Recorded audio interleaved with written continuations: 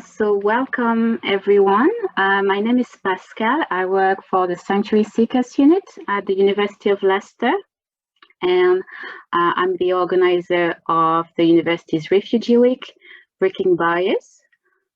So this workshop today is for sanctuary seekers, refugees, asylum seekers who are currently in the UK and are thinking about going to university in the future. So before we start and I introduce my colleagues, I will just go through a few housekeeping rules.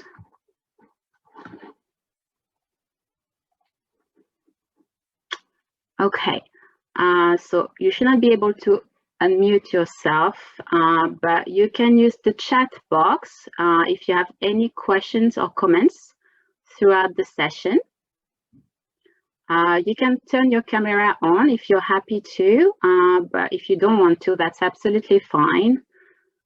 We are recording this session, but it will only record the active speaker. So for instance, right now I am speaking, so it should be recording me, not anyone else. Okay, so please be kind and respectful. If you have any issues or concerns during this session, you can also send a private message to Alison. She's from After 18, and again through the chat box. After this session, probably next week, we will send you an email with a copy of this presentation and also a link to the video recording, so you can refer to it later in your own time.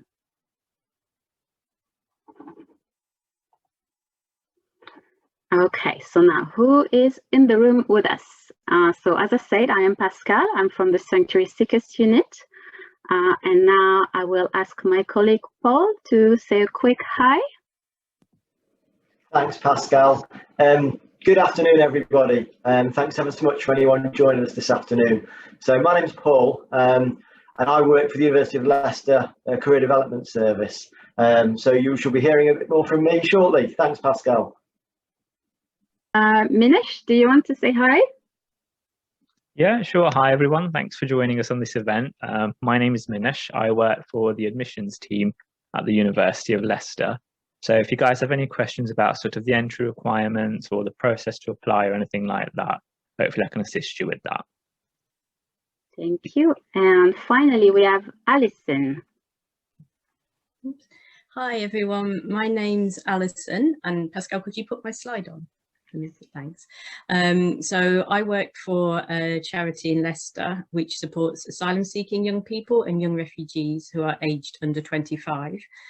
And mostly what we do is an education project. So we help people be able to access school or college or university. We also have support for homework, and we can provide tuition for GCSEs as well from our volunteer support base. So if you're based in Leicester, we can help you with university applications, with scholarship applications and applying for other grants related to your studies. But we can also help you look for experiences about to strengthen your supporting statement so that when you do apply for university, you're in a little bit more competitive for your place. We can also help with other problems that you might face, because we recognise that young people who are from an asylum seeking background may have other problems and may not have a big support network. So we can also help with things like housing or accessing a solicitor or any other problem that you might have. If you want to get in touch with me, if you live in Leicester and you're under 25, then you can either do that by our website, which has our email address on it, or the best way is probably to ring or WhatsApp me on the phone number there. And then we can see how we can support you with your university applications. Thank you. Thank you very much, Alison. I saw someone raise their hand. I just want to say, if you have any comments or questions, please use the chat box. Actually, before we start, it would be nice to know who is with us today, or at least that you say hi, so we can also make sure you know how to use the chat box. So if you just want to say hi right now in the chat, that would be lovely.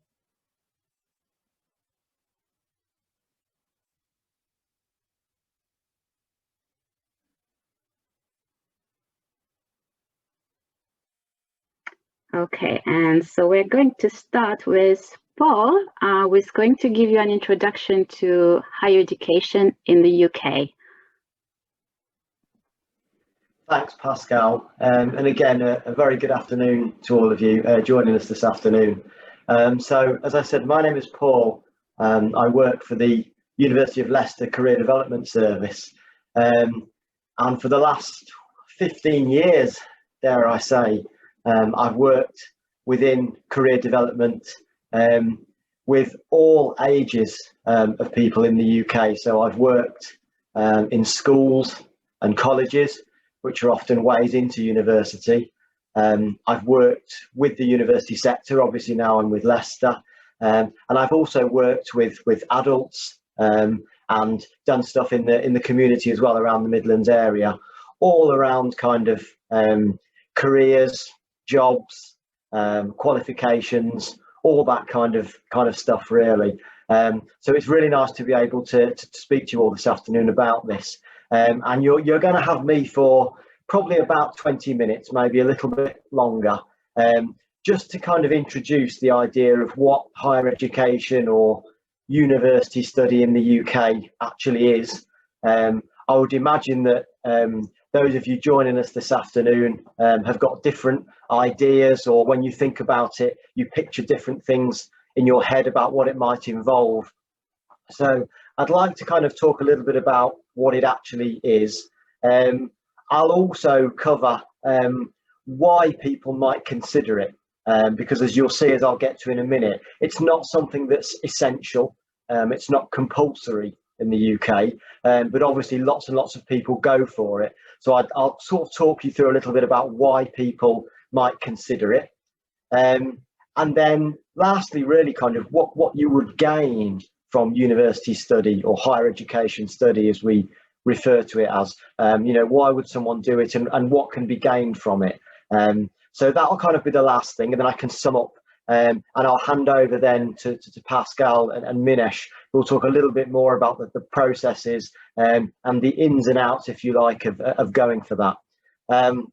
So just to kind of consider what higher education actually is, it always amazes me that as you can see there, are actually over 160 different institutions across the UK that offer higher education study. So lots and lots of places offer it, and all over the UK. As I said, it's not actually compulsory. It's something that people choose to do for various reasons, which we'll come to. But it's available usually for everyone over the age of 18. So here in the UK, we have a school system that takes you in compulsory education up to the age of 18, and then university study is one of the options following that. As I'll perhaps allude to, there are a huge amount of study choices in terms of what you can study at university study. Again, that's also something else that really often amazes and surprises me, the wealth of different subjects you can study. Some of them, as you'll perhaps find out or may know already, are very relatable or very connected to perhaps certain jobs or certain things in the future. Others are perhaps not, but university study in general in the UK is something that's really kind of valued as a way of developing not just your knowledge, but you in general. And that's something that I'll talk a little bit more about.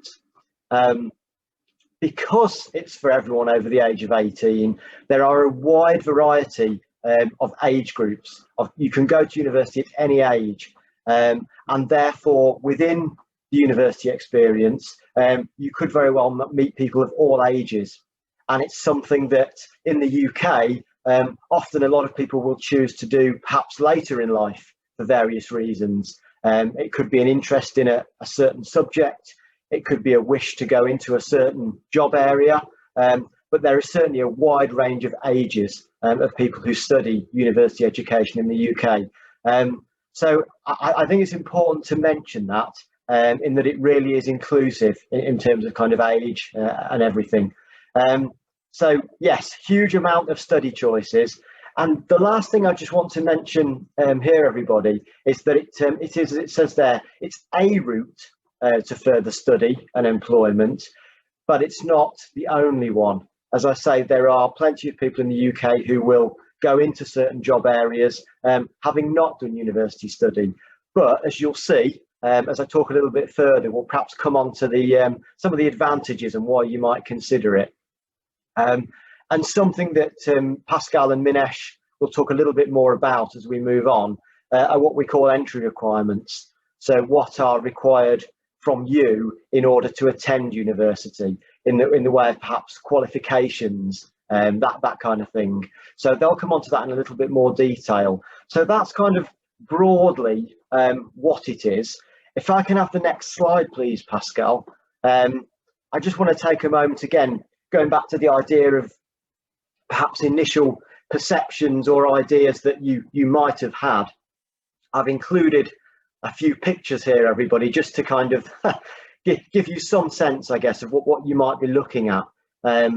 When you study at university in the UK, you'll see that the top picture there is of a lecture theatre, and a lot of the way you learn would be conducted usually in a lecture theatre, where you would be receiving presentations on the subjects that you've chosen to study. You'd be making notes, maybe doing assignments following that. As I'm sure you're all aware, that's been quite interesting with what's going on in the world over the last 12 months. And whilst lectures have still occurred, they've often been pre-recorded, or they're in a situation like this. But just depending on how things go, the norm, if you like, or what would usually happen for lectures in UK university study would be in that kind of situation there. However, when we're thinking about university study, that is only one small part of how you learn and how you're taught. There's a large focus in education and higher education in the UK on smaller group study and situations that are more interactive, that allow you to talk to your fellow students and ask questions, whereas perhaps in a lecture it's more about taking on information. So again, seminars that are perhaps made up of quite small groups, and also you get the opportunity to work in small groups as well, on projects and ideas, and kind of share ideas and talk to each other. I could talk to you a lot this afternoon about the kind of skills that are required by UK employers, but that would take a very long time. But one of the main ones would be teamwork and communication skills, the ability to kind of work with other people and communicate with other people. And that's something that university learning allows you to kind of develop quite strongly alongside that sort of lecture style study, if you like. So the group work would be an important thing to mention. And finally, on that, everybody, the main thing for me then about university study, and this is perhaps what differs it from study perhaps at schools in the UK, is the responsibility that you're given to kind of take ownership of your own learning. There's a lot of what we often refer to as independent study or independent learning. So, and that's also been really kind of significant, again, with what's happened over the last 12 months. So in terms of your workload, your perhaps online research, for example, it's very much handed over to you, and you can take some responsibility for it. There are choices that come with that in terms of often, if you're looking at certain projects or ideas, you may get to choose what you might want to look at. But the responsibility is very much your own to then kind of follow up on these things, and it allows you to be your own boss, perhaps your own manager, in terms of how you manage your time and your workload. So in terms of how we study, the formal lecture setting is still very much part of it. Group work and teamwork and working together is quite significant. And also that idea of taking control of your study and doing your own research in your own time. So that gives you a bit of a glimpse there into the kind of picture that we're talking about with university study. If we could move on, please, Pascale. Okay, now, it wouldn't be study, of course, if there wasn't some way that you are ultimately assessed. Some of you, if you reflect back on your previous education and think about perhaps how you achieved the qualifications that you did, words like exams may be very familiar to you, and they are still a feature of university education, and they perhaps occur once or twice during an academic year, where you will participate in, as perhaps in the top picture there, an exam where you're answering questions or writing up on the study that you've been doing. But I think it would be fair to say, certainly for UK higher education, that exams are just a small part now of how assessments are looked at and what you're assessed on. And often there's this idea that we talk about continuous assessment. So rather than with an exam where it's one test, if you like, at the end of perhaps a term or a year, there are various assignments or projects that you can get involved with as part of your study, where you can be assessed at various points during the year. Often people prefer this. It depends, I guess, on how you like to study. But they can take various forms. Again, I can think of study areas that I've worked with here at Leicester, where often those projects or ideas you work on as part of a group, and perhaps put together a group report or an individual report based on your part within the project. So an interesting thing to kind of think about there. Also, something that's progressing, again, quite quickly, I would say, in terms of assessments within university settings in the UK, is often the way that you are assessed is related in some way to how you might be asked to perform in employment. So, for example, the best thing to perhaps mention here is a lot of assessments on university courses involve presentations, and they can be groups or they can be individual. So very much as we're doing here this afternoon, you may be looking at putting together some slides on a particular subject and presenting back either to other students or to your tutors. And you would be assessed on things like the content, so what you put across, but also your style, how you present. Do you make it easy to understand? Can you keep it to a time limit? So that idea of kind of presentations is also quite significant at the moment. And just to kind of finish off, I guess, I've mentioned there reports and work-based reports. I mentioned at the start of this talk that there are a wide variety of study options in UK higher education. A lot of them, as you might expect, are directly related to particular job areas, job roles. So to give you an example, I spent a couple of years recently working with Leicester Medical School.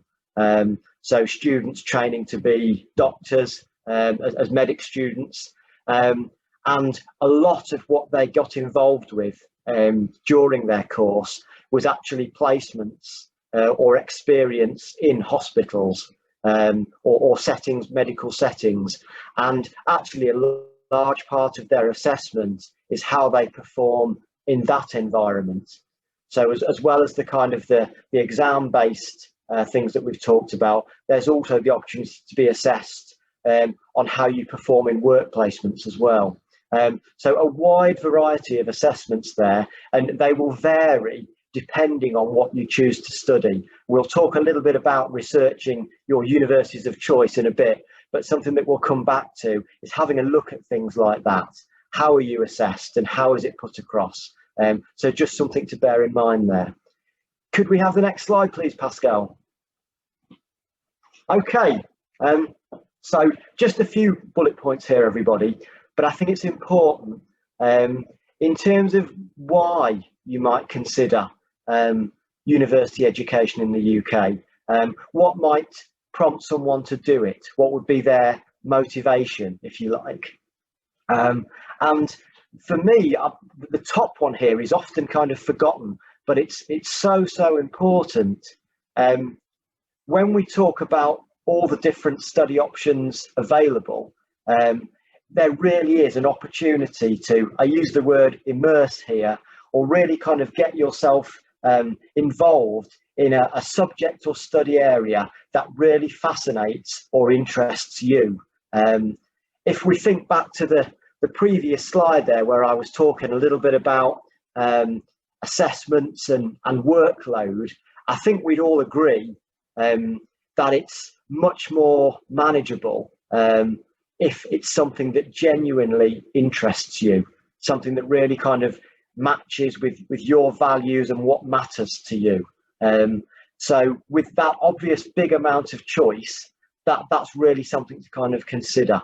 And that's also a real positive, to kind of have that immersion in something that genuinely really interests you. I mentioned earlier on that it is a requirement for job roles. That the key word there is some. You know, there are plenty of job roles in the UK that don't require a university education, but if I was going to kind of sum it up for you this afternoon, certainly those that are perhaps at a higher level or demand a certain amount of knowledge and are often therefore with a higher pay, it will be a requirement to have a university degree. So some people, when they're thinking about their subject choices, are already linking it to a particular job. You don't have to, but that's certainly something that might factor in terms of, I need this to do that particular job. Again, I would give the example of perhaps medicine. So everyone is looking at being a doctor, and they will be looking at studying a medical degree. It is really the only way. Something else I just want to kind of touch on, which I'll come back to, is also with the wide variety of subjects you can study, you don't have to have a particular job in mind. I'll talk a little bit more about this with the next slide, but university degrees are very, what we would say, marketable on their own, and that they open up lots of job opportunities across different areas. But I'll talk a little bit more about that in a minute. And the final thing that I think is really important, and something that always kind of impresses me about higher education in the UK, is just the idea of the wider experience. I think it's important that if you consider becoming a student here, the knowledge that you gain from studying your subject is of course an important part, but you do get so much more that comes with it as well. And that's something I'll talk a little bit more on the next slide, please, Pascale. Okay, so a few images here to kind of get you thinking. We take the student experience very important in the UK, and we appreciate that being a student is not just about gaining knowledge. You're talking often about something that can be 3 years, 4 years, 5 years, if it's medicine. And in that time, as well as developing your knowledge, you're really developing yourself in terms of your own skills, your qualities. There will be a different you at the end of a degree than the you that starts a degree. You'll be different in many ways, many positive ways. And I've just put some of the main ones on here, which I think are important. It's an excellent opportunity to meet new people. We talk a lot about networking, and that could be with employers, it could be with academics, it could be with like-minded people who are very interested in the same subject as you. A really good opportunity to kind of meet new people. Something else that's very important, which has been a little bit trickier during lockdown, is what we refer to as extracurricular activities. As part of a student experience, there are a wealth of societies, clubs, sports, activities that actually are available outside of your studies that you're more than welcome to get involved with. And again, I would come back to this idea of your university experience is to develop you. It gives you knowledge, but it's also a big learning curve and a development experience for you. And again, something that employers within the UK are quite keen to look at when they think about students is what else have you got involved with during your study, as well as learning your subject area. And finally on there, as part of that experience, a wide variety of support services from day one, really, to kind of help you think about your path, your ideas. As part of my role, I see lots of students one-to-one to talk about their career ideas, what they might want to do, what their options are, how they might get experience. But careers is just one area of support that you'll get across any university. Again, things like finance and well-being. Universities are well stocked in the UK with plenty of support services to kind of help you along the way. So an overview there, it's very much a student experience and not just the knowledge. The next slide, please, Pascale.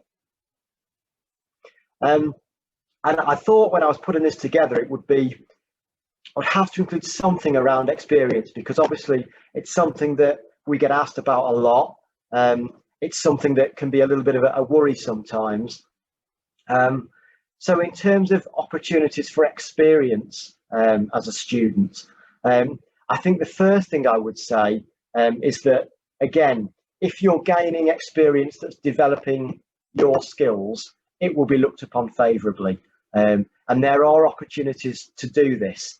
I've mentioned a couple of areas already. I've mentioned medicine.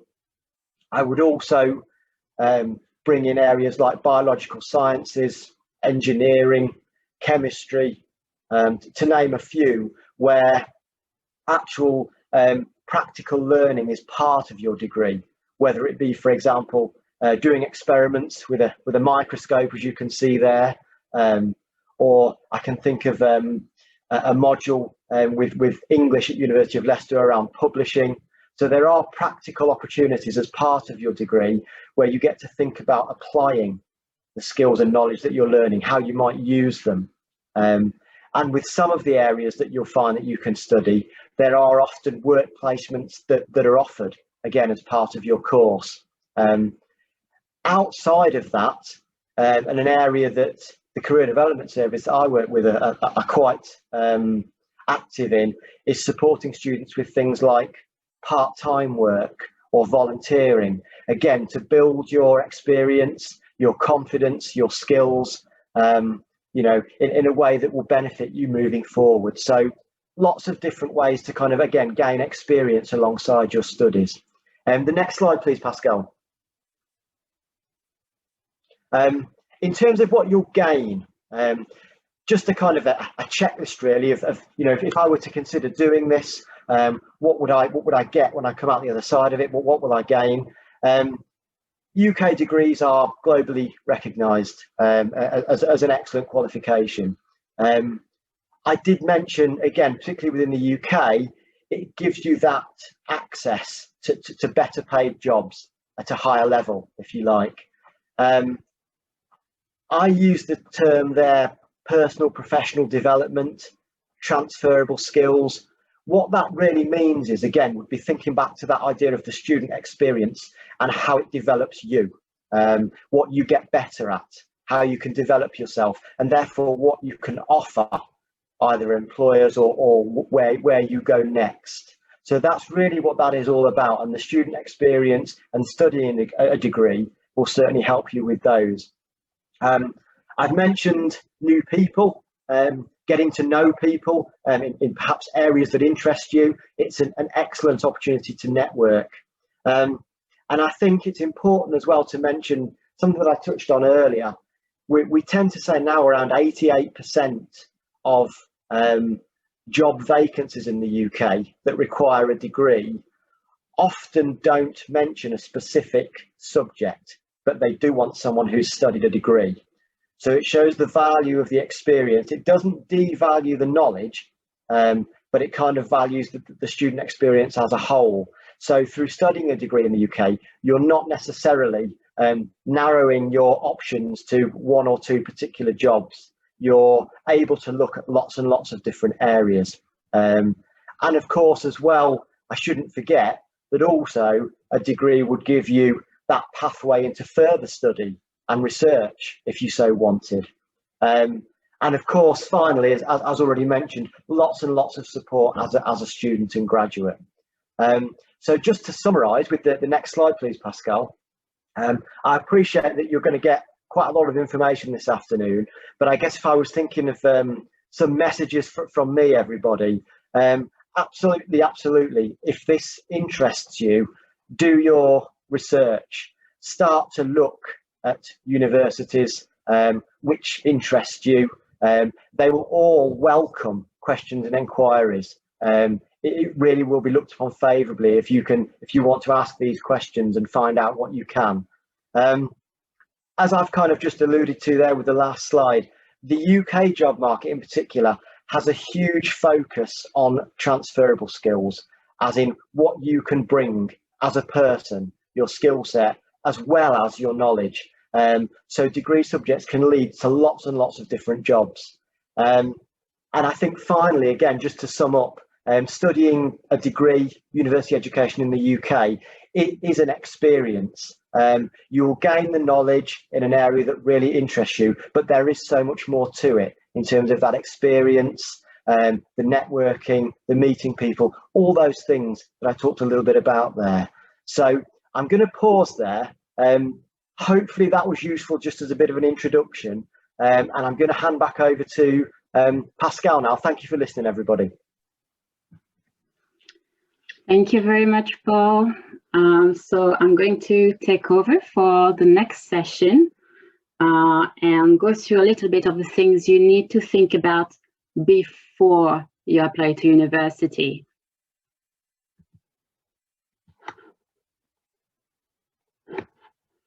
Okay, so the first thing you need to think about and you need to check is your immigration status.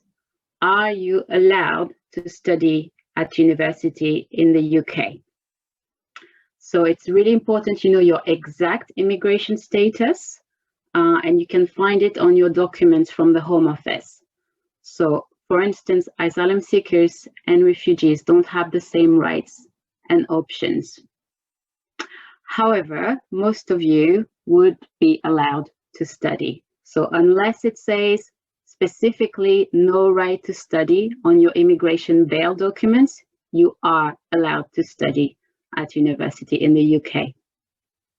If you receive a condition of no study as part of your immigration bail, you need to seek urgent legal advice. You may be able to challenge this. So I will share this presentation with you later. So if you want more information about this, I've included a link. Now, so I've said that asylum seekers and refugees have got different rights and options. So that's particularly true when it comes to paying your course fees and your financial options. So here you can compare. So a lot of universities charge international fees, which are higher fees to asylum seekers. But that is not the case at Leicester University. At Leicester University, both refugees and asylum seekers would get home fees. So that's not as expensive, basically, to study. It's still expensive, but less. Refugees can apply for a student finance loan. So that's usually the way most British students would finance their studies. However, asylum seekers cannot apply for a student finance loan. However, some universities, like us at Leicester, but many others, and more, hopefully, offer some equal access scholarships for asylum seekers, and sometimes they are also open to refugees or people with different statuses. The most common scholarships are called sanctuary scholarships or Article 26 scholarships, but they have a variety of names. For refugees, so as I said, you can apply for a student finance loan. However, you need to be careful, because if you have previously completed a full undergraduate degree in a different country, like in your home country, maybe you will not qualify for a full loan, for your full degree. So it's very important to check that before you apply. But as I said, some scholarships are also open to refugees. I've included a link here you can refer to later if you have a different status, different immigration status, because we don't have time to cover all the details in this session. Now, things to consider if you need a scholarship. So if you're applying for an undergraduate degree, in the UK, it's pretty quite different to where you're from. You apply for an undergraduate course through a system, an online system, a website that's called Ucas. So through Ucas, students can apply for up to 5 different courses or universities. So if you need a scholarship, it's very important that you only apply for universities who offer scholarships to maximize your chances. Because if you get an offer from, like, I don't know, a really good university, but then they don't have scholarships, it won't help you because you won't be able to study with them. It's important to know that not all scholarships are the same, have the same conditions, have the same benefits. So it's very important you check the list and the conditions very carefully. So here again, I've included a link to the list of scholarships available in the UK, so you can have a look at it later. It's also important to consider that getting a scholarship could impact your mass support and accommodation. So you must very carefully consider your accommodation options. You may want to just apply for your local universities, or maybe if some universities have got a bigger package that include accommodation, then that might be an option for you. Just to note that if you're applying for a postgraduate degree, you don't need to use the Ucas system. You can contact universities directly and apply for as many universities or courses as you want. Now, again, before you apply, more things to think about carefully. Do you meet the requirements to study at a UK university? So what I mean by requirements, could also call them entry criteria. So do you have previous qualifications from secondary school, maybe from previous university study, or other qualifications from the UK, or maybe if you're from your home country or a different country where you lived before? And do you have certificates or transcripts, evidence for your qualifications? If you don't, okay, it will be more difficult. It won't be impossible to apply, but it will be more difficult. Some universities try to have alternative ways for you to prove your qualifications or your previous studies. It might be some tests or some interview, but it doesn't always happen. So if you can find some sort of, even if it's just a copy, not necessarily an original, but having your certificates and transcripts can be really helpful. Or maybe the detail of what you studied, the different modules, like a list of modules, anything like this can be helpful. Another thing to consider is if you have your certificates and transcripts, are they in English or do they need to be translated? Again, there might be some university will be more flexible if maybe they have someone in their team who speaks a different language, but you cannot always count on that, obviously. Also, something to note, so if maybe you have an undergraduate degree from a different country, it may not be equivalent to a UK undergraduate degree. So you may not be able, for instance, to apply for a master if you have an undergraduate degree from a different country. Sometimes it will be fine, but not always. So you need to check that. One way to check would be to talk to an admissions department, send them maybe a copy of your documents, and they should be able to check. There is like a special system they can use for this, and I will mention it later. Another thing to think about, and I know it's a lot of things to think about, is do you meet the English requirement? Because obviously, if you're going to a UK university and you're going to study in English, your English needs to be good enough to be able to do your course. And it's not just the English, sometimes it's also, you know, finding out about the academic skills in the UK, how to write an essay. So you might need to do some extra courses or take a test. So there's a lot of things to consider. So usually the test that is the most accepted to prove your English level is IELTS, but there are lots of alternatives for people who are already in the UK. So again, the university can tell you what they accept. At Leicester, we have a processional English program. So some students study with us, and then if they get the results that they need, then that would be accepted by the University of Leicester, and sometimes by other universities as well, but it's not always the case. If you don't meet the study requirement of an undergraduate course, maybe you finished secondary school in your home country, but again, it's not the same level as finishing secondary school here. It's not equivalent to A-levels. There are other options, such as maybe doing an access course to higher education. If you live in Leicester, for instance, you can do an access course at Leicester College. That's one option. Or maybe look at a foundation program. There are various options, but yeah, you need to check your personal situation. But again, some people are able to assist with that. So, how can you check your qualifications before you apply and whether you meet the entry requirements for the course you want to do?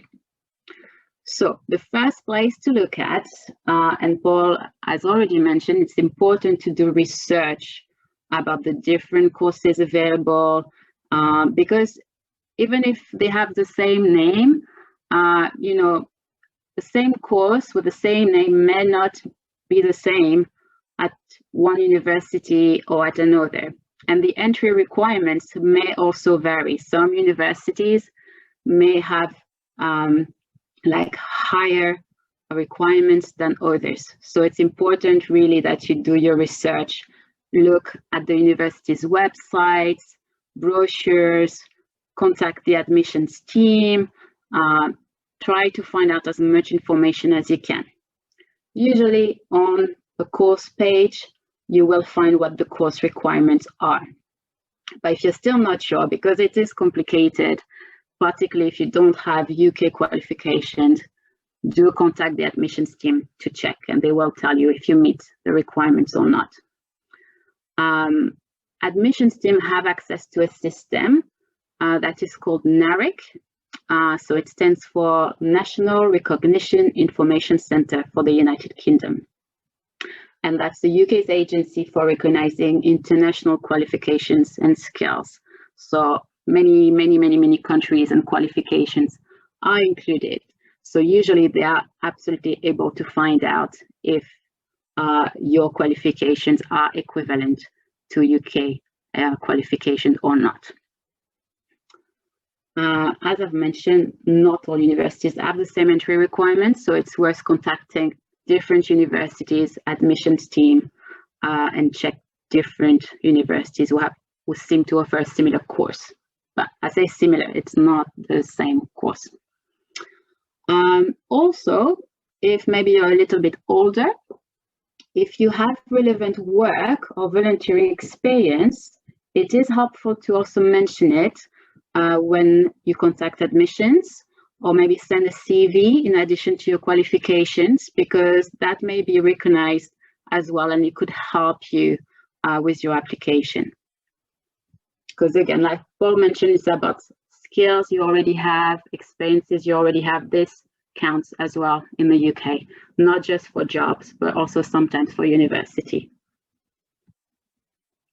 Now, Paul, I'm going to let you talk through this slide, please.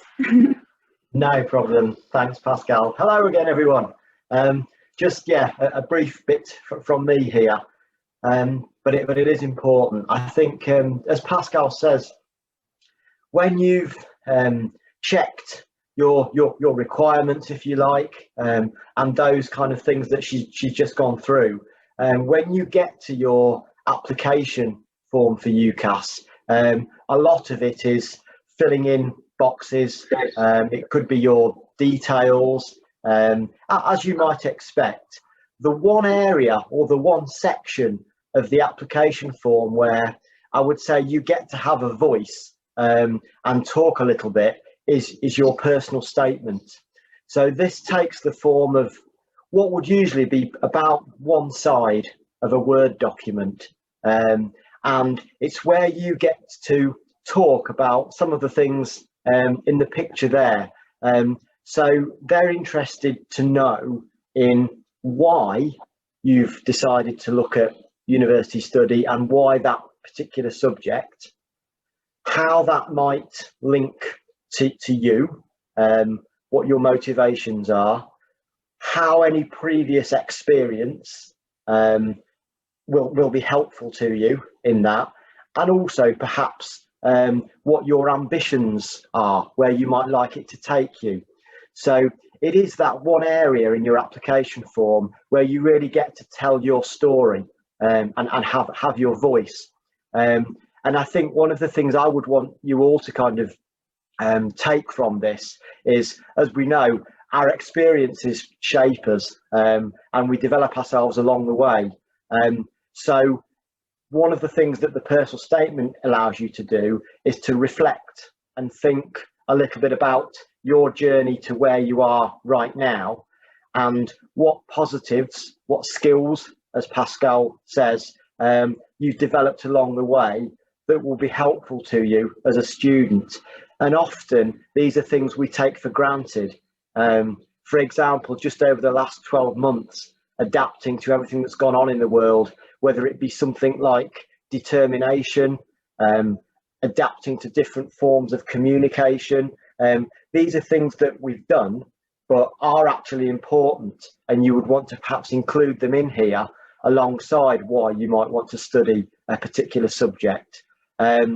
This is something, a personal statement, that will take a few drafts when you get to it. There's lots and lots of support available for it, but it is your opportunity to tell your story and talk to the reader a little bit about why you would like to go to university and what you can bring. As I say, there's more I could say on that, as you know, Pascale, but I think that's sort of significant for now, if that's okay. Yeah, absolutely. And what we'll try to do a bit later in the next few weeks is record a workshop on how to write a personal statement in more detail, and we will upload it on YouTube and share the link with you, so you can watch that in your own time, because it would take a whole session. I will, however, just add one more thing to this. So a lot of you may have had like a gap, a break in your studies for obvious reasons.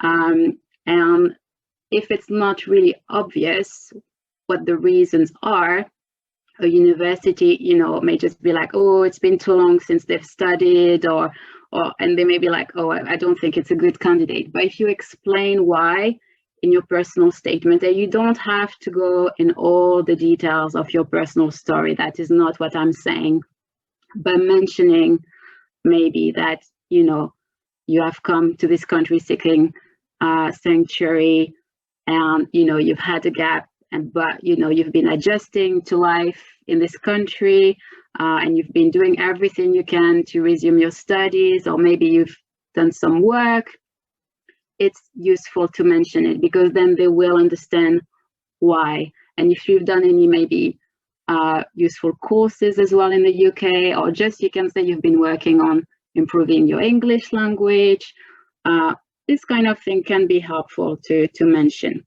so they understand why you've had a break. Okay. All right, I will move on. So once you've applied and hopefully everything goes well, let's talk about when you get a university offer, because this is not the end, okay? Getting a university offer is only the beginning. So it's important you check the details of your offer very carefully. There are two main types of offer you can get: conditional offers or unconditional offers. So if you get a conditional offer, it means that you actually haven't met the eligibility criteria yet, the requirements. So the offer letter should detail what you still need to do to make sure your offer becomes unconditional, and so you can start your studies a few months later. So that could be you need to meet the English requirement.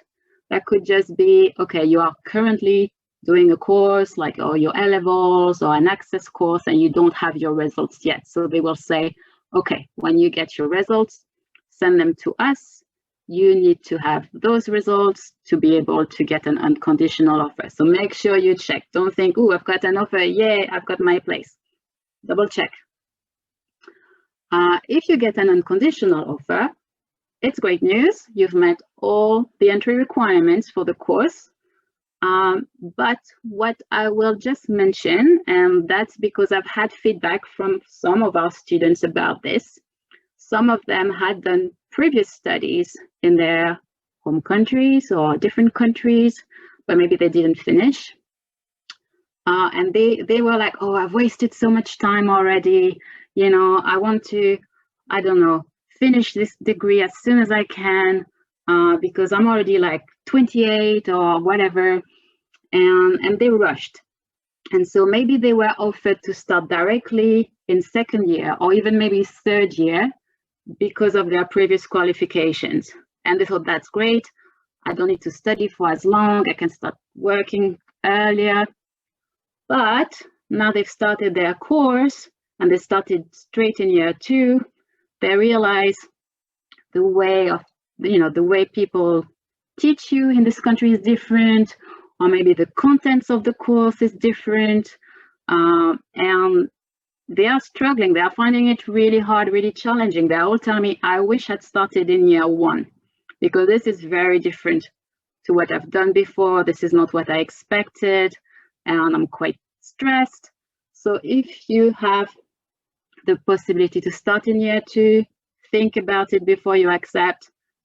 Consider, is it not maybe better for me to start from the beginning? But obviously it's your decision, and it doesn't mean you won't be able to finish your course successfully if you start directly in year 2, but it might be harder and more stressful. Now, after you've received an offer, hopefully an unconditional offer, you need to think about the finances, okay? So particularly if you need to apply for scholarships, do not wait. Deadlines for applications vary a lot from one university to another. So again, make sure you check the list and the deadline carefully. It really varies. Some have got a very early deadline of January, and others could be in July for September entry. So do not delay applying for a scholarship. I will mention that when you do a personal statement, for instance, to apply for a sanctuary scholarship, they will be looking at different criteria. Okay, you already have an offer for the course, so you already meet the condition of the course. So that's not the main thing they will be looking at. What they will be looking at is what obstacles have you had to your education, to accessing education. And it's not necessarily who is most deserving or they are the most likely to be successful. It's why have you not been able to access education so far, maybe, or why has it been interrupted? Why you need a scholarship to resume your education now, and maybe also how this course is going to benefit you personally or benefit your family or your community. So it's different criteria and you need to think about that. So I have added a link to the list of criteria that most universities offering scholarship use to decide who should get a scholarship. And obviously it's not perfect, and unfortunately there are more applicants than scholarship available. If you do not get the scholarship this year, you can usually defer your offer, delay your offer for free for 1 year. So if that's the case, you can talk to admissions, so you don't need to apply all over again from the start. You may also be able to ask for feedback on your scholarship application, so you can try maybe and improve it for the next year. You will need to apply for the scholarship again, but not for the course if you defer. But also, if you don't get it straight away, do not give up, do not feel down, do not feel like you didn't do well enough. It's just there are not enough scholarships for everyone. It doesn't mean you can't get one the next time, or maybe you will get refugee status the following year and you will be able to apply for a student loan. So if you don't get it first time, do not get discouraged, okay? It is not the end. So I've talked about student finance loans. Again, I mean, it's not like this in all countries. It's quite specific to the UK. So I'm not sure you're all familiar with student finance. So I thought I would just summarize what it is and what it helps with. So student finance is the official government funding for university tuition fees and living costs. So you get a tuition fee loan, so that's for your course fees, and that would be paid directly to your university or college. And then there is a maintenance loan, it's called. So that's to help you with your living costs, so accommodation, food, maybe transport. And how much you get depends on your household income, your family income, where you are living, in which city, and where you'll be studying, because the cost of living well depends depending on the city in the UK. And so this maintenance loan would be paid directly into your bank account at the start of each term. So it is a loan, they're not just giving you the money, so keep that in mind. So that means you're supposed to pay it back once you graduate and once you start earning above a minimum salary. So if your salary is very, it's very low, they will not ask you to start paying back because they don't want to make things difficult for you. But once you start making a certain amount of money, then they will start asking you to repay your loan. But that's usually in small installments every month throughout, well, your life. So it will not be a huge amount and they will not put you in trouble to pay it back. It's not like with the banks. Just to note, you must apply to a student finance body in your country. So it will be different if you are in England, Wales, Scotland, or Northern Ireland. You can find the links to the different ones on this website. Also, again, you should not delay applying for student finance. Do it as soon as you can after you got your offer, because some applications that are maybe quite straightforward will be processed in 2 days, but some may take up to 6 weeks or more. And in your situation, it's likely it will be more on the longer side. So make sure you have a loan agreed before you register on your course. So that's why do it as early as you can, because you don't want to get to registration time and then you register and then 2 weeks later you realize your loan has not been approved and then you're getting in trouble financially. Okay, so do it early. Preparation is key. Now I'm gonna ask Minesh to talk you through the Ucas system and timeline, so you have an idea of when you should be doing what. Minesh, are you with us? Yeah, I'm here. Thanks, Pascal. Okay, so we just thought I'd give you a little bit of information about how sort of applying for university works here in the UK. This slide is generally referring to people who are applying for a first degree. So you think to do a bachelor degree in the UK. Generally, you'll be submitting an application via Ucas. That's the University College and Application System here in the UK. And that's the governing body, so to say, that you will submit your application to, and then they will forward your application onto the different universities that you want to study at.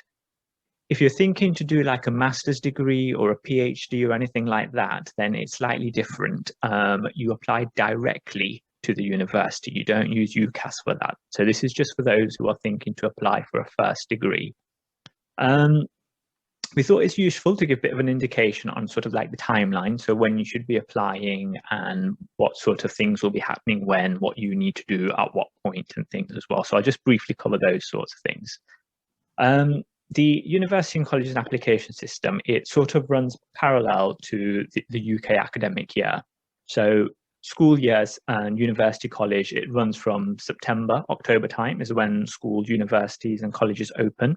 And they run up until sort of the following year to the summer break, so around June, July, August time. So the Ucas application, online application, will open in September each year, and that's when you can start submitting your application to study at different universities. The universities will start sort of making decisions on their applications as soon as they sort of receive your application. It is useful to be mindful of some dates that you need to be aware of. So if you're thinking to apply at, say, Oxford or Cambridge, or to study medicine, dentistry, or veterinary sciences, then you need to have completed your application and submitted it to Ucas around October. The reason why they have such an early deadline is because for the science courses, so medicine and dentistry, they have interviews and assessment days. So they will invite you or to kind of assess your suitability to do the course. So that does take the admissions team some time to arrange. So hence why they have an earlier deadline. Most of the courses then, it will generally be around the 15th of January. This year, however, because of the pandemic, it was extended to the 29th of January. Because there was school closed and things, so they did want to allow people extra time to get their application completed. Now, I do want to mention that although January is sort of the recommended deadline, you can still submit an application after that. It is still possible. However, it is strongly recommended that you work to get your application submitted for the January deadline. Universities will still look at applications and they will still consider it, but obviously it will depend on whether they have places available. So instead of putting yourself in a negative situation, try and aim to get your application submitted by sort of January deadline. Other courses which will have deadlines will be the 24th of March. That's for sort of your art and design courses, things like that as well. Okay. So once you submit your application off, generally when you're completing the Ucas application, you will be making 5 choices. So you'll be selecting 5 universities with 5 courses that you want to study. Once you submit it, it goes across to universities. They have a look at your application, they make assessment. So that tends to be sort of around January time when you will sort of be getting responses and decisions and contact from universities to you. In terms of sort of timescales for that as well, you will sort of have a timescale of around, if you've had all your offers by say 20th, around May time, I would say May time, you would be expected to make a decision by sort of June time to respond back to those decisions. If you were late to apply, then it will probably be around July time that you will need to have made all your decisions back as well, because then the admission cycle changes after that. So I'll go into more detail in that shortly. Sometimes if you're quite late to apply, it's not uncommon for universities to sort of say, right, okay, we need a response within such and such time as well. So that is quite common. But again, that will sort of happen if it's quite late in the cycle that you submit your application. Like Pascale mentioned, generally the responses back from universities, it will be either a request for more information if they need some additional documents or anything like that to make them come to a decision on your suitability for the course, or it will be a conditional offer or an unconditional offer. If it's an unconditional offer, then like we sort of discussed, it sort of, you're good to go, you're good to accept it. If it's a conditional offer, generally your response will be making two choices to those universities. So one will be your firm choice. So that is your preferred choice university that you want to study at. And then your second choice will be your insurance choice. Difference being that your insurance choice will have a lower requirement than your firm choice. So for example, in the UK, most people do A-levels, 3 subjects at A-levels, and you've submitted an application to a university and they've responded back with you obtaining 3 Bs in your offer. Your insurance choice then would be slightly a lower requirement, so 2 Bs and a C. So if things don't quite work out with your firm choice, your first choice, then you have got your insurance, which is your backup choice. So that tends to be happening up until sort of around January time. Come a little bit after that, you may find that you've had a response back from all your universities, and find that unfortunately you didn't manage to receive an offer from any of those, or you received offers back and you've had a change of mind and you thought, actually, I don't want to study at that university anymore, or I don't want to do this course anymore. So what Ucas offers is an extra service for those people in those situations, which is called Ucas Extra. So if you haven't managed to secure a place anywhere, then Ucas Extra allows you, like what we would say, a second chance to try and approach other universities and try and secure a place that way. It differs from the main cycle in the sense that you won't be making 5 choices. It will be 1 choice per institution. So you would send your application across, wait for a decision to come back, and then if again you're not sort of happy with what the outcome was for that, then you'd approach another institution. So it's not 5 choices this time, it's 1 at a time. So Ucas Extra, that runs till about July time. After that, any applications that are received, they go straight into clearing.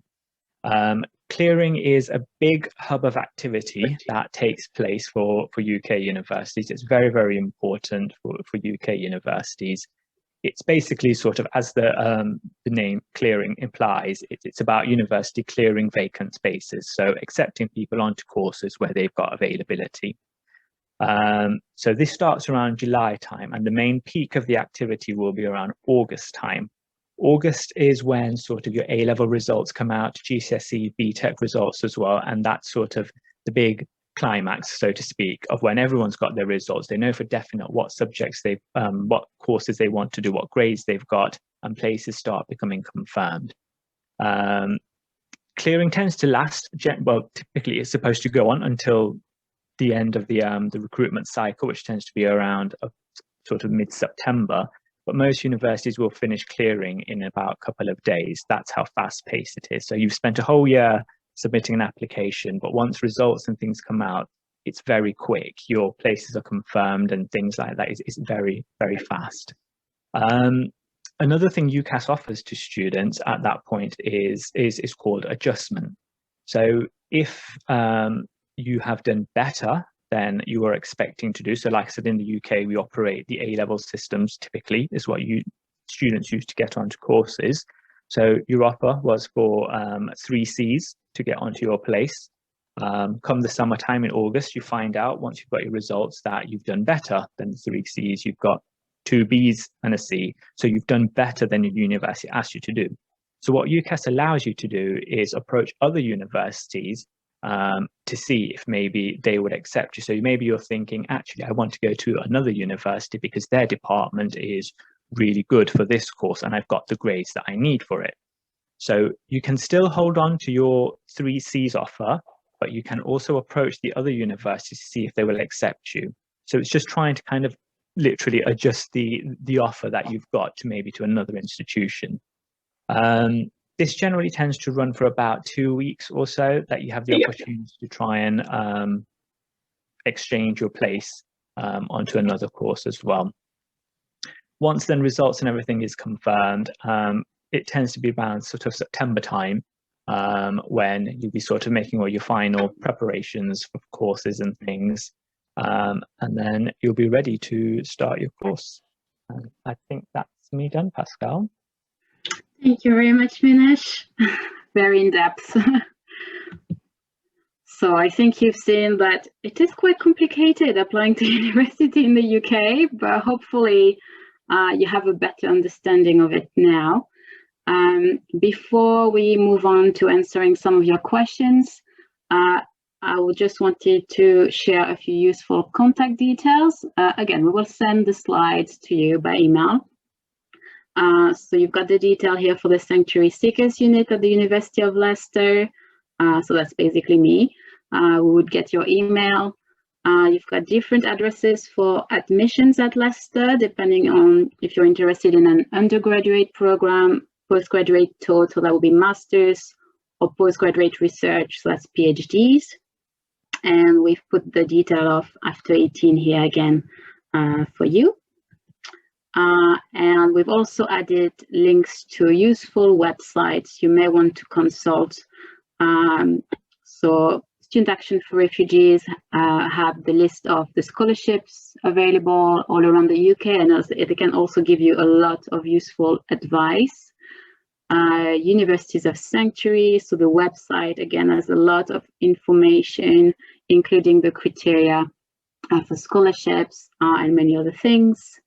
Article 26 is another type of scholarship. So again, you can find information about those here. And we've included the Ucas website. There are a lot of guides on the Ucas website. So it's actually really helpful to have a look there and read through different guides. There are some videos as well showing you how to use the system, information about how to write your personal statements, and many other useful information. The website for student finance. Then you've got Refugee. Refugee are particularly good if you've got qualifications from a different country and you are looking at requalifying in the UK. But they can also help you find maybe an English course and help you with the cost of that, or they can give you a lot of careers advice. So again, very good organization. And then you've got more useful information on the website of the Refugee Support Network.